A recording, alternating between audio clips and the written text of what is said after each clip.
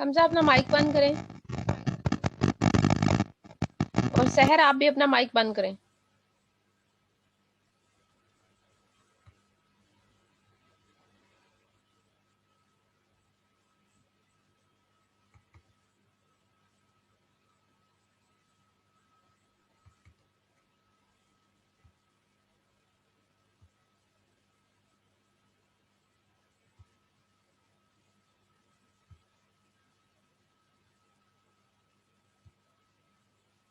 अस्सलाम वालेकुम क्लास, आप लोगों को मैंने थोड़ा सा काम करने के लिए दिया था।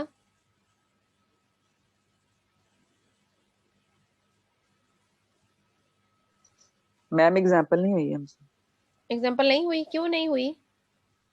No ma'am. मैम उसके जो वो एंगल्स फाइंड आउट कर रहे हैं उसकी समझ नहीं आ रही।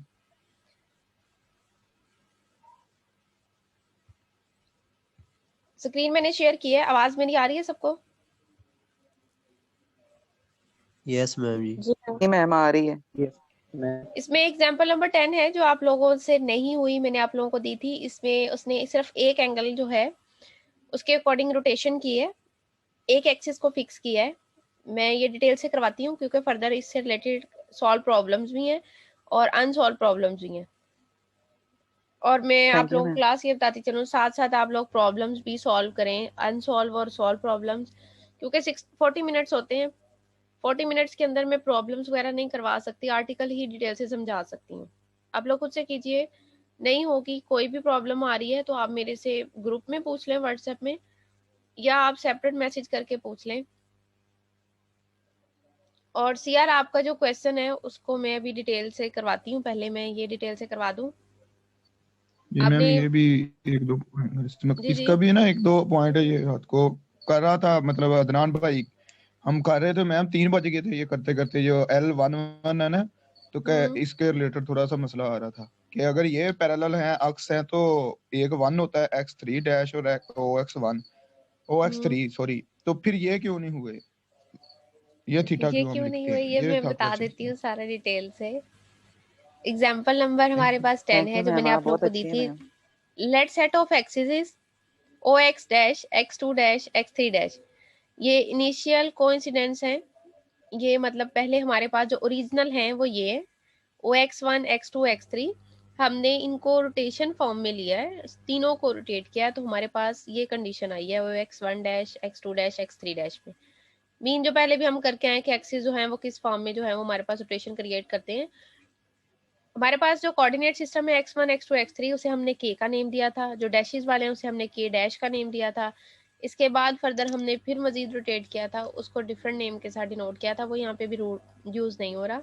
The set OX1 dash X2 dash X3 dash is then rotating through an angle theta.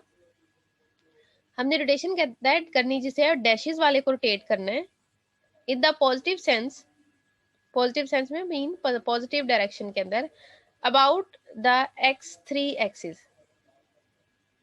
X3 axis के अबाउट इसको हमने करना है, और X3 एक्सिस में करना बाखिरा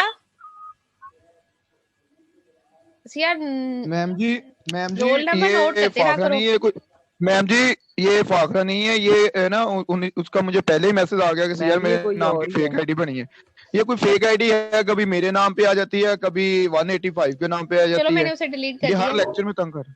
मैंने उसे रिमूव कर दिया, वो मीटिंग में ऐड नहीं हो सकती। ठीक है ma'am, thank you. Okay ma'am. Show that X1 dash is equal to X1 cos theta plus X2 sin theta. And secondly हमने ये तीन इक्वेशन जो है वो शो ऐड करनी है। इसमें सबसे पहले हमने इसको फिक्स आउट करते हुए शो करना है। रोटेशन उसने बता दिया है कि हमारे पास OX1 X2 X3 जो है ओरिजिनल कोऑर्डिनेट सिस्टम है, उसके अंदर जो डैशेस वाला कोऑर्डिनेट सिस्टम है वो हमने डिफाइन किया है। हमने रोटेशन करनी है डैशेस वाले के अकॉर्डिंग। X3 डैश जो है वो एज इट इज रहेगा, उस पर डिफिकल्टी कोई नहीं आएगी, उसने रोटेट नहीं होना, बाकी जो है वो कैलकुलेशन हमने करनी है, ठीक है। Since the rotation is about X3 axis, therefore X3 dash जो है वो डिफाइन यहाँ पे किया हुआ है।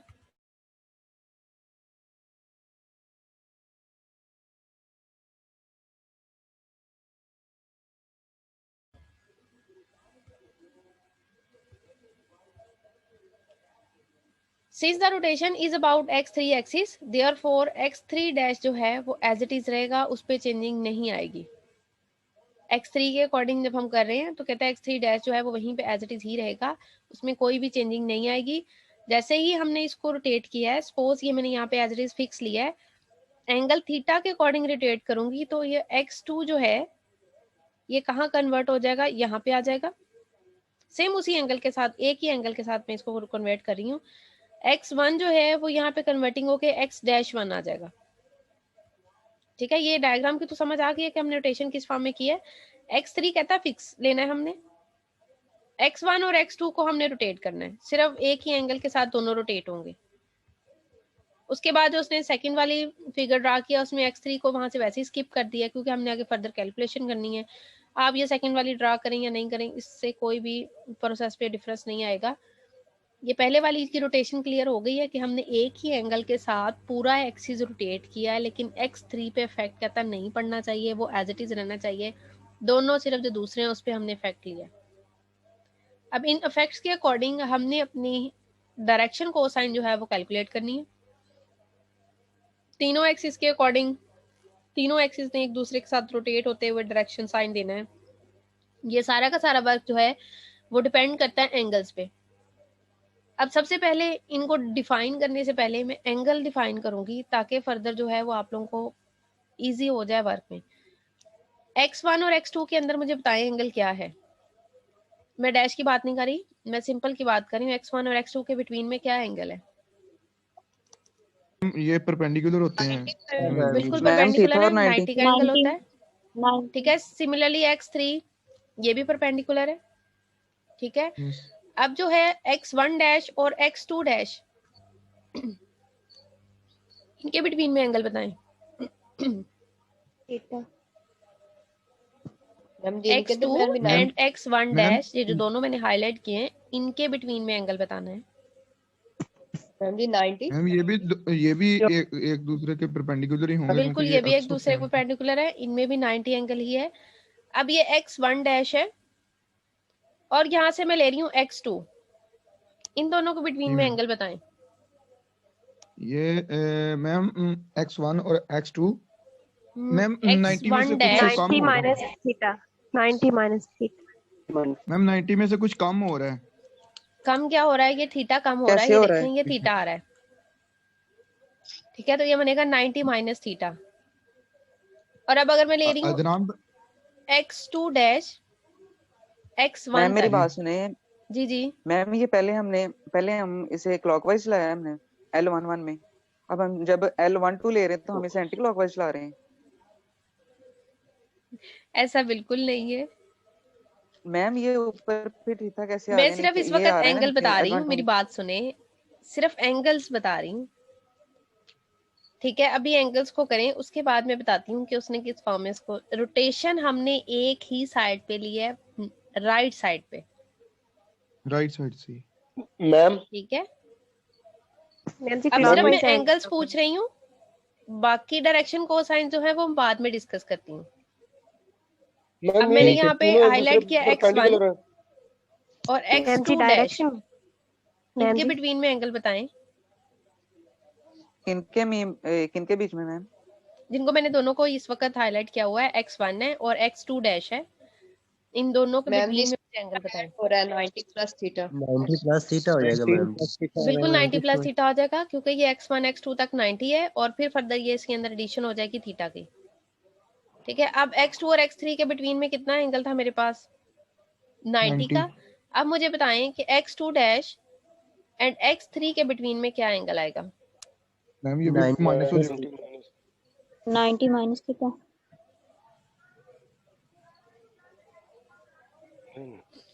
यहाँ पे एक और कंपोनेंट भी मैंने हाईलाइट किया है साथ में। मैम इन्होंने ये कहा है कि x2 है ना प्राइम है और x3 जो मैं प्राइम पूछ रही हूँ सिर्फ वो बताएं, प्लीज सारे मत बोलें। मैम ये भी परपेंडिकुलर है, इनके कहने का मतलब ये है क्योंकि उन्होंने x प्राइम के साथ शो कर दिया। बिल्कुल ठीक बोल रहे हो। यहाँ पे यही चीज बताई है कि x3 और x3 डैश हमने सेम लिए, दोनों एक ही चीज है। जब ये दोनों एक ही चीज है तो ये बाकी जितने भी आप रोटेशन कन्वर्ट करेंगे इन सब पे ये परपेंडिकुलर ही होंगे। अदनान भाई देख लें, वही रीजन है जो मैं आपको बता रहा था। भाई मुझे आपकी समझ नहीं आई थी। चलें अब आप लोग अभी भी आपस नहीं में आई? बहस नहीं करें, मेरे से पूछें इस वक्त। जब आप सेपरेट बैठे होंगे फिर आप खुद से बात कर लीजिएगा, ठीक है? इस मैम वक्त रात सिर्फ और 3:30 हो गई सिर्फ थी, x3 मैंने और सीआर आप खामोश हो जाएं, आप लोग बीच में बोलोगे तो बाकी जो सुन रहे हैं उन्हें भी समझ नहीं आएगी। ठीक है मैम। x3 डैश और x3 दोनों को उसने एज ए सेम लिया है, दोनों बाकी चारों के ऊपर जितने भी ये 4 ही बन रहे हैं दोनों चारों के साथ परपेंडिकुलर हैं, इन पे कोई भी इफेक्ट नहीं आ रहा। हमने कैलकुलेशन करते वक्त आप यहाँ पे x3 डैश ले लें या x3 ले लें, हम यहाँ पे जो कैलकुलेशन कर रहे हैं वो हम अपनी न्यू जो रोटेट होने के बाद हमारे पास एक्सिस की कंडीशन आई है x1 dash x2 dash and x3 dash, हम उसके अकॉर्डिंग यहाँ पे रोटेशन कर रहे हैं। तो हमने उसी के अकॉर्डिंग जो है वो बाकी कैलकुलेशन करनी है अपने डायरेक्शन कोसाइंस की। वैसे भी डायरेक्शन कोसाइन के अंदर जो पहला हमारे पास एल आई लिखा जाता है उसमें आई का मीन यही होता है कि वो डैश वाला है और सेकंड वाला जो है वो विदाउट डैश है। इतना तो याद है या वो भी भूल गए हैं? याद है मैम, ये याद यस है। मैम, ठीक है, याद है। यहाँ पे अगर सपोज मैं यहाँ पे लिखती हूँ LIJ, इट्स मीन आई की जगह पे मैं क्या लूंगी? EI dash. हमने प्रूफ किया था कि LIJ is equal to EI dash and dot EJ, उसमें डे वाले में डैश नहीं है, फर्स्ट वाला डैश के साथ आता है। अब हम कैलकुलेशन कर रहे हैं L11 की डायरेक्शन कोसाइन जो है फर्स्ट वाले दोनों के एक्सिस डैश वाले का भी और सेकंड वाले का भी, यानी कि सिंपल जो है उसके भी फर्स्ट वाले की कैलकुलेशन करें। डायरेक्शन कोसाइन को अब मैं अपने कॉस वाली फॉर्म में लिखूंगी क्योंकि मैंने एंगल्स को कैलकुलेट करना है। Cos x dash 1 and x1, इन दोनों के बिटवीन में क्या एंगल आ रहा है? ये मेरे पास x1 है और ये x डैश है, इनके बिटवीन में एंगल मेरे पास क्या आ रहा है? थीटा। तो ये डायरेक्ट बन जाएगा cos थीटा।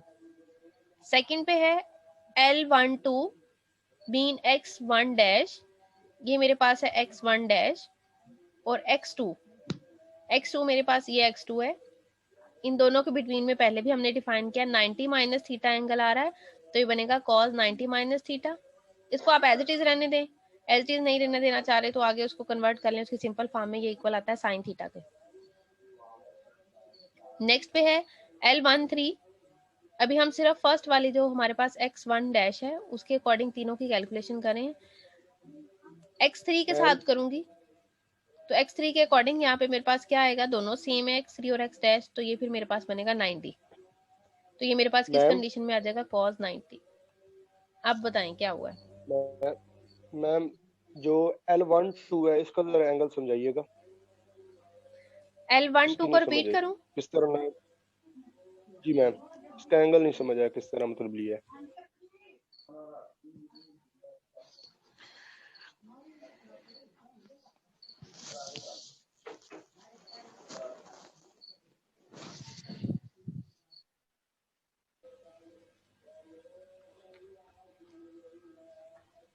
इसको दोबारा से रिपीट करना है।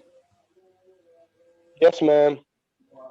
इसमें x1 डैश एंड x2 पहले भी बताया मैंने, दोबारा से फिर बता देती हूँ। यहाँ पे x1 डैश ये है और x2 ये चीज है। अगर मैं ये x2 से x1 तक लेती हूँ तो ये टोटल कितना है मेरे पास? ये टोटल एंगल था मेरे पास 90 क्योंकि ये परपेंडिकुलर है।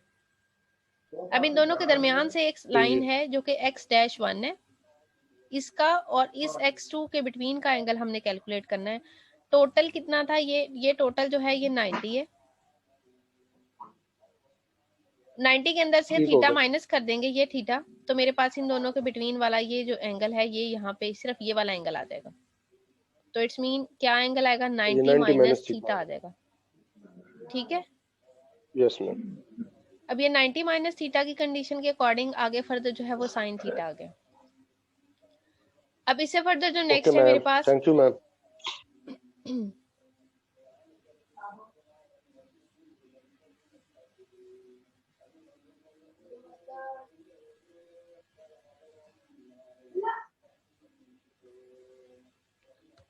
अब हमने सेकंड वाला लेना है x2 डैश, उसके अकॉर्डिंग x1, x2 और x3 को कैलकुलेट करना है। यानी कि मैंने डायरेक्शन कोसाइन लेने हैं अब x2 डैश के अकॉर्डिंग। x1 x2 x3 जो अपना हमारा ओरिजिनल कोऑर्डिनेट सिस्टम है उसके सबसे पहले cos x2 डैश x1 को लूंगी, x2 डैश ये मेरे पास x2 डैश है और ये मेरे पास x1 है। जैसे कि पहले मैंने बताया कि इन दोनों x2 और x1 के अंदर 90 का एंगल है। डैश को जब 1 के साथ कैलकुलेट करूंगी तो ये मजीद एडिशन हो जाएगी, ये एडिशन इस एंगल की हो जाएगी, तो ये बन जाएगा मेरे पास 90 प्लस थीटा, और 90 प्लस थीटा कॉस के साथ जब आता है तो वो कन्वर्ट हो जाता है माइनस साइन थीटा के अंदर। अब जो है नेक्स्ट पे हमारे पास है x2 को x2 डैश के साथ करना है। x2 और x2 डैश के अंदर बिल्कुल सिंपल है, सामने नजर आ रहा है एंगल जो है वो थीटा आएगा, तो वो सिंपल ही cos थीटा आ जाएगा। अब L2 3 सेकंड वाले को थर्ड वाले के साथ करना है, ये सेकंड वाला है और थर्ड वाला इसके अंदर डायरेक्ट ही 90 है क्योंकि वो एज इट इज ही फिक्स है, तो यहाँ पे डायरेक्ट cos 90 के साथ में से मेंशन करूंगी और ये मेरे पास आ जाएगा इक्वल टू 0, cos 90 होता है इक्वल टू 0। अब थर्ड डैश वाले के अकॉर्डिंग मैंने x1 x2 x3 को करना है, इन तीनों के अकॉर्डिंग मैंने डिफाइनिंग करनी है। अब तीनों जो है उसके अकॉर्डिंग यहाँ पे डायरेक्ट ही ये 90 का एंगल बनाएगा, लेकिन थर्ड वाला जो है उसके साथ इसकी जो डायरेक्शन है वो एंगल एक लाइन के ऊपर जब लाइन होती है तो उनके बिटवीन में एंगल 0 होता है। यहाँ पे x3 और x3 डैश जो है वो दोनों फिक्स हैं, एक ही लाइन पे हैं, तो इट्स मीन हमारे पास एंगल क्या आएगा यहाँ पे 0, तो cos 0 इज इक्वल टू आ जाएगा हमारे पास 1 के। ठीक है, अब क्लियर हो गई है सारी मैम जी? हाँ जी, यस मैम। L21 में जो एंगल आया है वो आया है माइनस साइन थीटा। ये कैसे है? ये सेकंड क्वार्टर बन है, सेकंड में cos पॉजिटिव नहीं होती, ये पीछे देखें पहले, cos 90 प्लस थीटा है, cos pi over 2 plus theta. First year के अंदर ये फॉर्मूलाज हैं, अगर आपको इस तरह नहीं याद होते तो आप इसको ओपन कर लें cos अल्फा प्लस बीटा वाले फॉर्मूले से, cos alpha cos beta minus sin alpha sin beta के साथ। अलाइड और मैम राइट ट्रायंगल भी सॉरी अलाइड ट्रायंगल भी यूज कर सकते हैं। बिल्कुल, ये उसी के साथ हैं, ये हमारे पास कंप्लीशन ऑफ एंगल्स के फॉर्मूलाज आते हैं, इसको आपको याद करना पड़ता है, लेकिन ये याद डायरेक्ट नहीं करने पड़ते, ये बाय प्रूफ होते हैं। इसमें हम फार्मूलाज को cos अल्फा बीटा वाले फार्मूलाज के साथ इसको ओपन करके फिर ये डायरेक्ट लिखा जाता है यहाँ पे, वहां पे फर्स्ट ईयर के अंदर ये डायरेक्ट लिखे हुए हैं। मैम ये क्वाड्रेंट से ओपन भी करेंगे फिर भी साइन नेगेटिव हो जाएगा। ये सेकंड कंडीशन में भी ये फॉर्म ऑपोजिट हो रही है, इसलिए उसको कोऑर्डिनेट, लेकिन हम सिर्फ इसको एक ही कोऑर्डिनेट में डायरेक्शन को साइन में ले रहे हैं, इसलिए जो है उसको बार बार रिपीट करने की जरूरत नहीं है। आप डायरेक्ट ही उसको सिर्फ कॉज की कन्वर्टिंग में लिखें और आगे फर्दर जो है वो कैलकुलेशन के अकॉर्डिंग वो साइन में आ रहा है तो उसे साइन की फॉर्म में मेंशन कर सकते हैं। अब सारे के सारे मैट्रिक्स के अंदर कन्वर्ट किए हैं, ट्रांसफॉर्मेशन मैट्रिक्स हमने यहाँ बनाया है। L11 का आंसर मेरे पास cos थीटा था, L12 का sin theta, L13 0, L21 minus sin theta, L22 cos theta, L23 0 and L31 0, L32 0 and L33 1 के इक्वल आया। ये मेरे पास ट्रांसफॉर्मेशन मैट्रिक्स है according to fixing of x3 onto x3 dash and rotating of other two axes x1 into x1 dash and x2 into x2 dash। और हमने यही चीज वहां से डिफाइन करनी थी कि अगर हम इस फॉर्म में इसको रोटेशन करते हैं तो हमने शो करना था कि हमारे पास x1 dash is equal to x1 cos theta plus x2 sin theta and x2 dash is equal to minus x1 sin theta plus x2 cos theta, x3 dash is equal to x3। अभी हमने सिर्फ calculation करके उसको transformation matrix में convert किया है। अब matrix को हम दोबारा से इक्वेशन में लिखेंगे तो हमारे पास जो है वो गिवन आंसर आ जाएगा। एंड दस transformation equation from the coordinates becomes, coordinates के अकॉर्डिंग हमारे ट्रांसफॉर्मेशन जो इक्वेशंस हैं वो कन्वर्ट हो जाएंगी हमारी इस इक्वेशंस की फॉर्म में। यहाँ पे देखेंगे फर्स्ट एलिमेंट जो है वो x1 का था, सेकेंड एलिमेंट है मेरे पास x2 एंड थर्ड एलिमेंट है x3। यहाँ पे ये फर्स्ट कॉलम के अंदर जो मैट्रिक्स के अंदर डिफाइनिंग है, ये x1 के कोफिशिएंट्स हैं, सेकंड वाले x2 के कोफिशिएंट्स हैं एंड थर्ड वाले जो है वो मेरे पास x3 के कोफिशिएंट्स हैं। तो अब इनको सिर्फ और सिर्फ इक्वेशंस की फॉर्म में मेंशन किया है। फर्स्ट इक्वेशन मेरे पास बनेगी x1 cos theta plus x2 sin theta and plus 0 x3, जो को मेंशन करने की जरूरत नहीं है यहाँ पे, वो वैसे स्किप हो जाएगी। जीरो की वजह से वो वैसे खत्म हो जाएगी। सेकेंड वाली इक्वेशन है minus sine theta x1 cos theta x2 and 0 x3। फिर दोबारा से रिपीट करने की जरूरत नहीं, यहाँ पे x3 जो है वो वैसे ही जीरो हो जाएगा। And on the last x3 सिर्फ आएगा आपके पास, x1 x2 जो है वो दोनों जीरो हैं और सिर्फ ये आपके पास x3 की कंडीशन आएगी। अब आगे फर्दर जो है इसको 2 डायमेंशन में अगर लेना है तो कहते हैं 2 डायमेंशन के अंदर हमारे पास सिंपल ये 2 क्रॉस 2 का मैट्रिक्स आएगा, बाकी सब मैट्रिक्स जो है वो यहाँ पे नहीं आएगा। अब इस ट्रांसफॉर्मेशन मैट्रिक्स के अकॉर्डिंग अगर आपने ऑर्थोगोनैलिटी चेक करनी है या इसका राइट हैंडेड और लेफ्ट हैंडेड चेक करना है, अगर राइट हैंडेड और लेफ्ट हैंडेड चेक करना है तो आप इस मैट्रिक्स का डिटर्मिनेंट लें। आंसर जो आपका आएगा अगर वो राइट हैंडेड और लेफ्ट हैंडेड के साथ है तो आपने डिटर्मिनेंट लेते हुए उसको डिफाइन कर देना है कि वो राइट हैंडेड है या लेफ्ट हैंडेड है। इसमें यहाँ पे पूछा नहीं है, मैं सिर्फ बता रही हूँ कि अगर इस टाइप के क्वेश्चन में लेफ्ट हैंडेड और राइट हैंडेड पूछा जाए तो ये मैट्रिक्स बनाने के बाद आपने सिर्फ उसका डिटर्मिनेंट लेना है। डिटर्मिनेंट इक्वल टू -1 आएगा तो हमारे पास वो लेफ्ट हैंडेड होगा, अदरवाइज वो राइट हैंडेड होगा।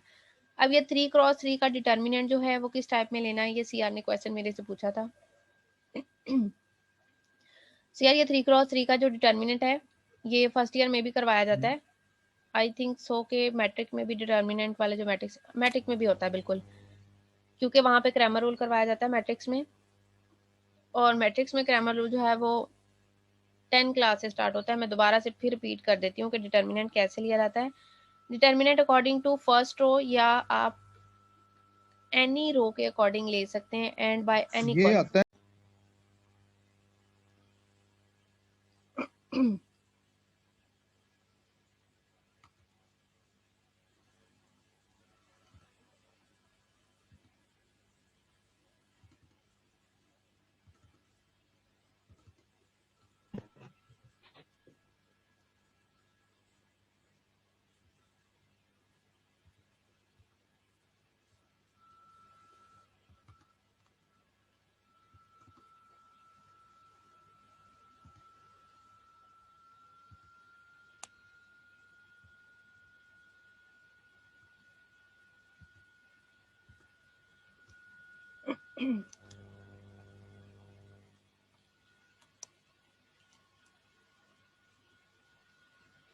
अब इससे रिलेटेड जो एग्जांपल्स हैं और क्वेश्चंस हैं वो आप लोगों ने खुद से करने हैं।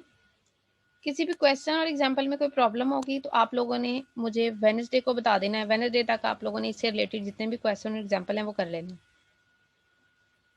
आगे फर्दर है हमारे पास ऑर्थोनॉर्मलिटी कंडीशंस हैं। ऑर्थोगोनैलिटी की कंडीशन पहले हम कर चुके हैं, अब ऑर्थोनॉर्मलिटी कंडीशंस हैं।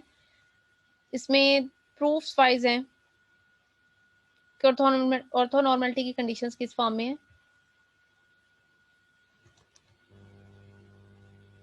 डायरेक्शन ऑफ कोसाइंस है और क्रॉनिकल डेल्टा है, इनके बिटवीन में रिलेशन है। रिलेशंस ही हमने अपने पिछले थ्योरम्स के अकॉर्डिंग इनको प्रूव करना है। ये 3 चीजें उसने दी हैं। अगर आप देखें इसके अंदर LIK LJK is equal to Kronecker delta IJ और Kronecker delta IJ is equal to LKI and LKJ। इसमें से मैं क्रॉनिकल डेल्टा को स्किप कर देती हूँ तो आप यहाँ पे देखें कि LIK एंड LKI दोनों सेम आ रहे हैं, दोनों में सेम के सिर्फ जो इंडिसेस हैं वो डिफरेंस है। पहले वाला K I में कन्वर्ट हो गया और I जो है वो K में। Similarly LJK is equal to LKJ है। हमने इसे बाय प्रीवियस थ्योरम प्रूफ करना है जो हम पहले लास्ट लेक्चर में प्रूफ करके आए थे। यहाँ पे उसने थोड़ा सा इसको डिफरेंट लिखा हुआ है। मैं सिर्फ अगर आपसे पूछूं कि मेरे पास ये चीज़ है क्रॉनिकल डेल्टा के अलावा जो डायरेक्शन कोसाइन है उसमें LJI किसके इक्वल है, तो ये बताएं जरा मुझे किसके इक्वल आता है।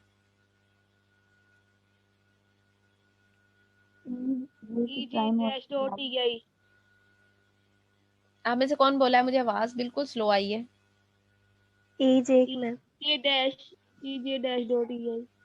बिल्कुल EJ-.EI।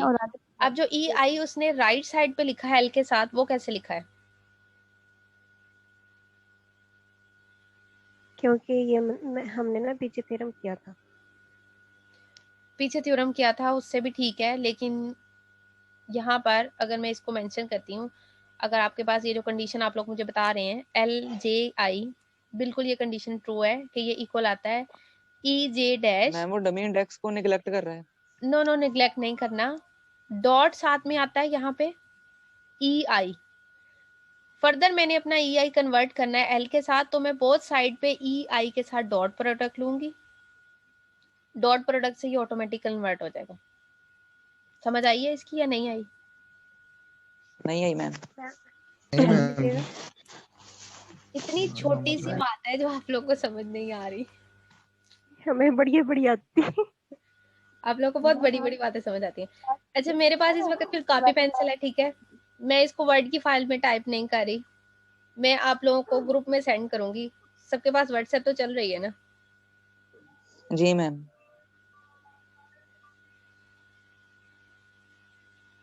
मैम जी आ गई है समझ। आ गई है, देखा, इसको जल्दी आ गई समझ। नो मैम हमें नहीं आई, आप हमें समझाएं। हाँ जी मैम भी नहीं आई। बताएं फिर। या फिर ये जो बोले हैं ये हमें समझा दें यहीं पे। मैं समझा देती हूँ, क्यों उसको तंग कर रहे हो? मैम जी मैं समझा देती हूँ। चलो जरा समझाओ। समझा दे।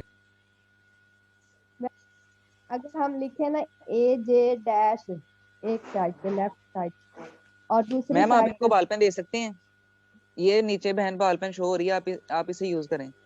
मैं ना ग्रुप में सेंड करूंगी फिर।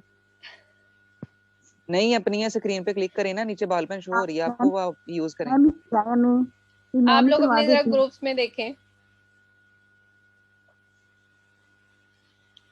सिर्फ डॉट प्रोडक्ट लिया है, इसमें कोई भी इशू नहीं है। जी मैम। ठीक है, ये समटाइम्स में इस टाइप के जो डिफाइनिंग है ये एमसीक्यूज में आती है। और सीआर ने जो अच्छी खासी लंबी सी वो मुझे वीडियो सेंड की है। सीआर मेरे पास इतना टाइम नहीं था, उसका मुद्दा बता दो कि इसके अंदर क्या बताया गया था। ऑनलाइन पेपर होंगे मैम, मैम सुनेंगे ये एग्जाम हमारी। ऑनलाइन है। ऑनलाइन है, आईटी ने लेने हैं या फैकल्टी ने खुद ही लेने हैं, टीचर्स ने खुद ही लेने हैं? एमसीक्यूज मैम आएंगे मैम, एमसीक्यूज आएंगे आईटी कह रही ने हैं। लेने हैं मैम, आईटी ने लेने हैं, एमसीक्यूज आएंगे। जुल्म होगा आप पे अच्छा खासा। ना ना मैम, इतना मैम टाइम मैम नहीं आप लगता बहुत मेरे में हाँ बहुत अच्छे हैं आप, हमें उस हिसाब से तैयारी करवाएं ना। अब आप लोग फिर ऐसा करें, जो जी। पॉइंट्स या टॉपिक्स वगैरह करवाती हैं उसके अंदर जितनी भी छोटी छोटी डिटेल है उसे किया करें। तो मैम आप बता दिया करें कि ये बेटा कर लें आप। अब देखें मैंने यहाँ पे साथ में बता दिया है कि ये चीज है जो हम पहले थ्योरम कर रहे हैं उसी में से कैलकुलेट किए। अब इस टाइप का क्वेश्चन, इस टाइप का जो एमसीक्यूज है वो यही आएगा कि how can we create this expression from the previous equation. इसके ऑप्शंस होंगे साथ में dot product with E I, dot product with E J, E K, इस टाइप के डॉट प्रोडक्ट के साथ होगा। हम प्रीवियस जो एक्सप्रेशन मैंने सबसे पहले ऊपर लिख के फिर आप लोगों को ये प्रूव करके भेजा है। मैम जी जी मैम आपके पास कोई प्रीवियस पेपर पड़ा हुआ है किसी क्लास का ऑनलाइन का, वो शेयर कर सकते हैं आप हमारे साथ? ऑनलाइन तो इस दफा ही स्टार्ट हुई है, पिछली दफा ऑनलाइन जो नहीं हुए पेपर, टीचर्स ने पेपर लिए थे। मैम जो हम मेरी बात जैसे ये सुने, थर्ड और फोर्थ सेमेस्टर के हुए हैं। मेरी बात सुने, इस वक्त जो सीनियर्स हैं, सीनियर्स ने पेपर दिए हैं, उनका ये रिपीट हो रहा था, उन्होंने पेपर दिया आई थिंक सो वेक्टर का, क्योंकि डिपार्टमेंट ने पेपर बनाया था। उस हमारे पास जो पेपर नॉमिनेशन लेटर था उसके अंदर ये पेपर बना था, किसी भी टीचर ने बनाया था, ये आई थिंक सो मुझे कंफर्म नहीं है किस टीचर ने बनाया। लेकिन मैं आप लोगों को यही सजेस्ट करूंगी कि आप सीनियर से कांटेक्ट करें, उनसे पूछें कि किस टीचर ने पेपर बनाया था। उस टीचर से या तो आप लोग एमसीक्यूज लें या जिन स्टूडेंट्स ने पेपर दिया है उन स्टूडेंट से आइडिया लें कि उन्होंने कौन कौन से एमसीक्यूज किस किस टाइप से दिए थे, क्योंकि अभी कोई कंफर्म मैम नहीं है। आपने पेपर पेपर पहले नहीं ही कहा। जो आईटी वालों के पास है, मे भी पेपर आईटी वाले वही लें, क्योंकि एफिलिएटेड कॉलेजेस के पेपर स्टार्ट हुए हैं, वो पेपर ले रहे हैं, उन्होंने बीच में ही आप लोगों के पेपर ले लेने हैं और वही पेपर चलेगा। इसलिए ज्यादा बेहतर तो ये है कि मैम आप आप सीनियर नहीं से हमारा कांटेक्ट पेपर करें। बनाएंगे? ये मैंने आपको बताया ना, अभी कंफर्म नहीं है। अगर आईटी वालों ने वो प्रीवियस पेपर ही लेना हुआ अपने सॉफ्टवेयर के अकॉर्डिंग तो फिर वही पेपर होगा, अदरवाइज मैं खुद पेपर बनाऊंगी। मैम ये मिड से पहले का सिलेबस शामिल होगा या जो अभी आप पढ़ाएंगे वो शामिल होगा, बिल्कुल शामिल होगा। मैम वो मैम जी कितने ये ना परसेंट शामिल कहिए, होगा? मैम जी वो तो मेहरबानी है। बहुत ज्यादा हो जाएगा। एमसीक्यूज ही करने हैं आप लोगों ने, कौन सा सारा करना है? नहीं मैम मैम, वो जी, जो मिड नहीं, वाला है नहीं, हमारा, नहीं, वो नहीं। कितने परसेंट होगा? अब मैंने सबके माइक बंद कर देने, खामोश हो जाए, जब पेपर करीब मैम जी आएंगे फिर बस पूछ वो ना लीजिएगा। इंक्लूड कीजिए। अब सेकंड एक्सप्रेशन इसी के अंदर से लिखा है, हमें एल जे के वाला एक्सप्रेशन भी चाहिए यहाँ से। ये तो जनरल एक्सप्रेशन था जो हम प्रूव कर चुके हैं पीछे, इसमें एल जे के वाला एक्सप्रेशन भी हमें रिक्वायर्ड है। तो मैंने अपना एक्सप्रेशन जो है वो एल जे के में कन्वर्ट किया। डॉट प्रोडक्ट लिया मैंने इसकी, क्योंकि मैंने इसके साथ जो है कन्वर्ट करनी है ई आई वाली। अगर आप ये देखें, ये मेरे पास कंडीशन है एल जे के और साथ में ई के आ रहा है, और मुझे ये एल आई के बनाने के लिए इस ई के को किससे डॉट प्रोडक्ट करनी है? ई आई डैश के साथ। मैं इसकी ई आई डैश के साथ दोनों साइड पे, लेफ्ट और राइट साइड पे डॉट प्रोडक्ट लूंगी। डॉट प्रोडक्ट लूंगी तो मेरे पास ये वाली जो कन्वर्टिंग है, ये राइट साइड पे ये वाली चीज जो है वो फिर डायरेक्शन ऑफ कोसाइन में कन्वर्ट होगी, और डायरेक्शन ऑफ कोसाइन के अकॉर्डिंग यहाँ पे आ जाएगा एल जे के। अब डायरेक्शन ऑफ कोसाइन के अकॉर्डिंग जब ये एल जे के की फॉर्म बनेगी, राइट साइड पे मेरे पास क्या, लेफ्ट साइड पे क्या बन रहा है?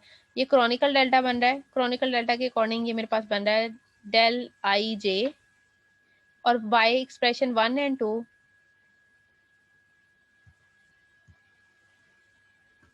we will calculate this expression according to 1 and 2। 1 के अंदर अगर आप देखें और 2 में ये दोनों चीजें सेम आ रही हैं, और राइट साइड भी फिर दोनों की क्या हो जाएगी, सेम हो जाएगी फ्रॉम इक्वेशन 1 and 2। आप ऐसे इसको बिल्कुल नहीं करें, एक्सप्रेशन 1 और 2 के अकॉर्डिंग आप डायरेक्ट ये एक्सप्रेशन लें, इसका ई आई के साथ डॉट प्रोडक्ट लें। जब डॉट प्रोडक्ट लेंगे तो राइट साइड जो है वो कन्वर्ट हो जाएगी एल आई के और एल जे के में, और लेफ्ट साइड कन्वर्ट हो जाएगी क्रॉनिकल डेल्टा डेल्टा आई जे में। और वो डायरेक्ट ही यहाँ से इस चीज को मेंशन कर रहा है। जरूरी नहीं है कि दोनों को सेपरेट सेपरेट डिटेल से सॉल्व करके फिर आप लोग उसको मेंशन करें। अब हमने जो है वो इसके अकॉर्डिंग लेफ्ट साइड प्रूफ करनी है। अब लेफ्ट साइड प्रूफ करने के लिए दोबारा से मैंने पहले वाला एक्सप्रेशन लिया, E J is equal to L J I और ई आई वाला एक्सप्रेशन लिया। अब मुझे रिक्वायरमेंट है एल के आई और एल के जे की, और मैं इसको अब किसके साथ मल्टीप्लाई करूंगी, मैं इसको सेलेक्ट कन्वर्ट कर लूंगी एल के आई में, और फिर मैं इसे जे वाले के साथ डॉट प्रोडक्ट लूंगी। जे वाले के साथ जब डॉट प्रोडक्ट आप लेंगे यहाँ पे, तो डॉट प्रोडक्ट के अकॉर्डिंग मेरे पास ये चीज आ जाएगी। दोबारा से राइट साइड जो है वो कन्वर्ट हो जाएगी डायरेक्शन ऑफ कोसाइंस के अंदर, लेफ्ट साइड जो है क्रॉनिकल डेल्टा के अंदर अकॉर्डिंग। और फ्रॉम 4 and 5 दोबारा से मैं मेंशन कर सकती हूँ, मेरे पास ये कंडीशन आ रही है। अब आगे जो है फर्दर नोट है, यहाँ पे नोट में डिटेल डिफाइन की है।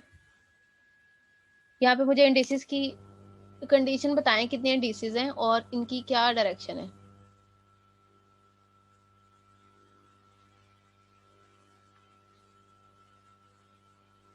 यहाँ पे 3 इंडिसेस हैं या 2 हैं?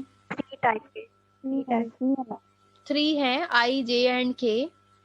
तीनों की डायरेक्शन जो कोऑर्डिनेट सिस्टम के अकॉर्डिंग 3 डायरेक्शन है, क्योंकि क्रॉनिकल डेल्टा भी है और साथ में डायरेक्शन कोसाइंस भी है। डायरेक्शन कोसाइंस जो है वो कोऑर्डिनेट सिस्टम की होती है। इसमें 3 के अकॉर्डिंग है आई जे के x1 x2 x3 is equal to del I J. Implies कहता है 6 ऑर्थोगोनैलिटी कंडीशंस बनेगी। 6 ऑर्थोगोनैलिटी की कंडीशन किस फॉर्म में बनेगी? सबसे पहले तो हमने एक्सप्रेशन के अंदर k की वैल्यू दी है, k को दिया 1 2 3 के साथ। अब हमने i और j की वैल्यूज जो है वो वेरी करनी है। वेरी करने के लिए सबसे पहले तो दोनों को सेम ले लें या डिफरेंट कर लें, कोई इफेक्ट नहीं पड़ेगा इस पे। सबसे पहले तो उसने सेम ली है, आई जे और के की वैल्यू जो है वो सेम ली है तीनों, तो ये हमारे पास एक्सप्रेशन कहता बन जाएगा इस फॉर्म में। ये कंडीशन आ जाएगी, स्केयर आ जाएगा यहाँ पे। जब 1 1 की फॉर्म बनेगी L11 एंड साथ में फिर L11, तो ये L11 का स्केयर आ जाएगा। L12 एंड L12 फिर L12 का स्केयर आएगा, L13 का भी स्केयर आएगा, और इज इक्वल टू में जब i is equal to J की फॉर्म बनेगी तो वो किसके इक्वल आ जाएगा, del I J. When i is equal to J तो डेल इज इक्वल टू 1 1 की फॉर्म आ जाएगी, तो वो किसके इक्वल आ जाएगा, 1 के। जब आप i और j को 2 लेंगे तो सेकंड एक्सप्रेशन आएगा। जब i is equal to J is equal to 3 लेंगे तो हमारे पास ये थर्ड वाला एक्सप्रेशन आ जाएगा। तो ये दोनों जो है ऑर्थोगोनैलिटी कंडीशन के अकॉर्डिंग 3 एक्सप्रेशन जो है वो 1 1 के इक्वल आएंगे। अब डिफरेंट के साथ लेंगे, डिफरेंट के साथ लूंगी i is equal to 1 j is equal to 2। ऊपर वाले एक्सप्रेशन में आपने चेंज करनी है, तो मेरे पास ये फर्स्ट वाली इक्वेशन आएगी। When i is equal to 2 and j is equal to 3 तो मेरे पास सेकंड इक्वेशन है। i is equal to 3 and j is equal to 1 तो मेरे पास थर्ड वाली इक्वेशन आएगी। इसमें डिटेल नहीं दी हुई उसने, राइट साइड पे सिर्फ उसने डायरेक्ट लिखा है, क्योंकि जब डिफरेंट आते हैं तो क्रॉनिकल डेल्टा के अकॉर्डिंग हम यहाँ पे मेंशन कर सकते हैं। When i is not equal to j then Kronecker delta gives answer is equal to 0। अब नेक्स्ट फर्दर जो है दोबारा से उसने उसको रिपीट किया मेरे पास कंडीशंस को, कहता है कि हमारे पास एक्सप्रेशन तो क्रिएट हो गए हैं, लेकिन ये एक्सप्रेशन जो है इसके अंदर से वैल्यूज डिफाइन आउट किया हमने, और फर्दर आगे i is equal to 1, j is equal to 2, i is equal to 2, j is equal to 3 and j is equal to, ये सिर्फ ऑर्थोगोनैलिटी को डिफाइन किया कि हमारे पास एक एक्सप्रेशन है, उसके अंदर वैल्यूज जो हैं उन तीनों वैल्यूज को, जितने भी क्रॉनिकल डेल्टाज हैं उन तीनों को रिपीट आउट किया है। रिपीट करने के बाद जो है वो जितनी भी वैल्यूज आई हैं वो इक्वल आ रही हैं, वो 3 वैल्यूज जो है वो इक्वल 1 आ रही हैं और बाकी सारी जो है वो 0 की फॉर्म आ रही है। 6 वैल्यूज को उसने ऑर्थोगोनैलिटी क्यों बोला था यहाँ पे? अकॉर्डिंग टू ऑर्थोगोनैलिटी कंडीशन हमारे पास गिवन एक्सप्रेशन जो है, वेक्टर्स के अंदर ऑर्थोगोनैलिटी जो होती है, दो वेक्टर्स की डॉट प्रोडक्ट जो है वो इक्वल टू 0 आती है, तो दोनों वेक्टर जो है वो हमारे पास ऑर्थोगोनल होते हैं, यानी कि 90 का एंगल बना रहे होते हैं तो वो इक्वल 0 आते हैं। यहाँ पर सिर्फ और सिर्फ ये थ्री एक्सप्रेशन जो है वो 1 1 के साथ आ रहे हैं, बाकी अगर आप देखें एक्सप्रेशन जो है वो सारे के सारे 6 एक्सप्रेशन जो है वो 0 के इक्वल आ रहे हैं। इट्स मीन ऑर्थोनॉर्मलिटी में कंडीशन जो है वो 3 एक्सप्रेशन जो है वो 0 की कंडीशन के साथ शो हो रहे हैं। मैम बोलें मैम अगर 2 इंडिसेस हो तो फिर कितने एक्सप्रेशन आएंगे ऑर्थोगोनैलिटी के? ये मैं कितनी दफा बताऊंगी अगर आप लोग पीछे से नहीं पढ़ोगे तो। अगर नहीं 2 मैम, इंडिसेस हैं तो हमारे पास तो फिर 9 आएंगे, 3 की पावर 2। यस मैम 9 आएंगे, लेकिन मैम इधर और जब 3 इंडिसेस हैं तो 3 की पावर 3। मैम जी वो तो तब चलेगा ना जब दोनों डमी होंगे। 3 की पावर 2 जरूरी नहीं है कि दोनों जो हैं वो डमी की फॉर्म होगी फिर ही होंगे। मैंने आप लोगों को एक वर्क भी दिया था करने के लिए, अगर आप लोगों ने उसे किया है तो आप लोगों को इजीली डिफाइन होना चाहिए कि कितने एक्सप्रेशन होंगे। मैं ग्रुप में सेंड करती हूँ अभी लिख के, आप लोग उसे ओपन कीजिएगा। मैम जी मैम वो क्लियर है, पूछना मैं ये चाह रहा था कि जिस तरह नोट में इन्होंने बताया था ना, इम्प्लाइज 6 ऑर्थोगोनैलिटी कंडीशन, मतलब 3 इंडाइसेस थे तो 6 ऑर्थोगोनैलिटी कंडीशन थी। ये मैं पूछना चाह रहा था कि ये मतलब 3 थे तो इंडाइसेस तो हमारे पास 6 बनी है, अगर 2 होंगे तो फिर कितनी बनेंगी? ये सिर्फ और सिर्फ ऑर्थोनॉर्मलिटी को डिफाइन किया है, सिर्फ वो एक्सप्रेशन नहीं है जिसमें आंसर जो है वो 0 आ रहा है।